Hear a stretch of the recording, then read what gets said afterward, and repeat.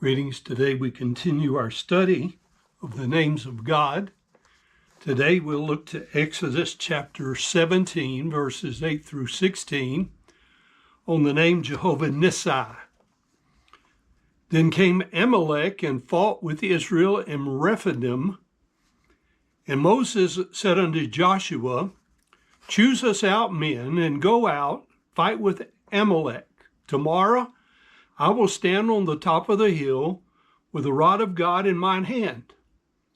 So Joshua did as Moses had said to him, and fought with Amalek. And Moses and Aaron and Hur went up to the top of the hill. And it came to pass, when Moses held up his hand, that Israel prevailed. And when he let down his hand, Amalek prevailed. But Moses' hands were heavy.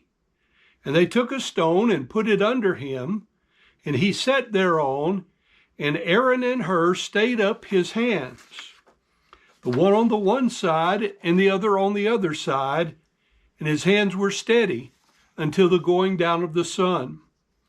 And Joshua discomfited, defeated Amalek and his people with the edge of the sword. And the Lord said unto Moses, Write this for a memorial in a book, and rehearse it in the ears of Joshua, for I will utterly put out the remembrance of Amalek from under heaven.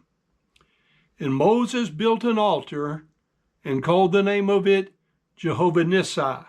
For he said, Because the Lord hath sworn that the Lord will have war with Amalek from generation to generation. God is a God of war, inasmuch as he fights against those who fight against him. God had his armies in the Old Testament.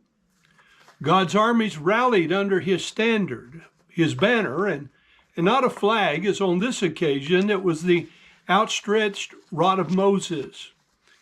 I submit to you, the Bible teaches that everyone is engaged in this battle of one of two sides.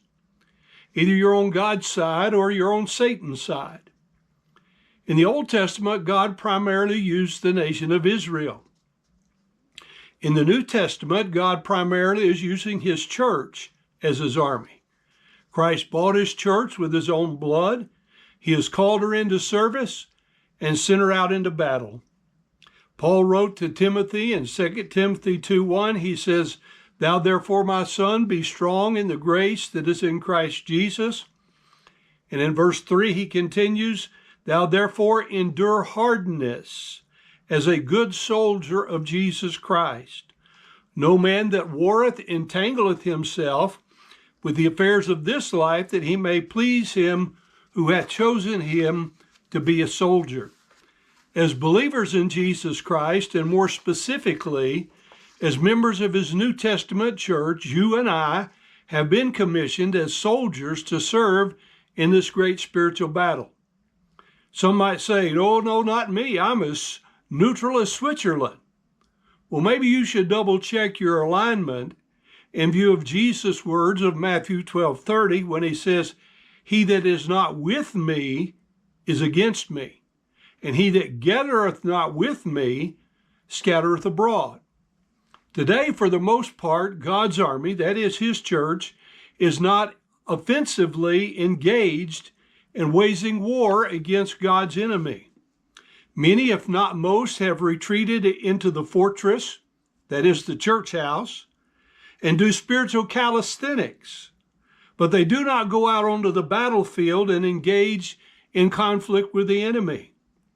I can just visualize the roll call at Army boot camp. That is at least the way it seems to go in the average church today. And I quote, Soldier Jones begs to be excused today, sir. I have other things that I desire to do.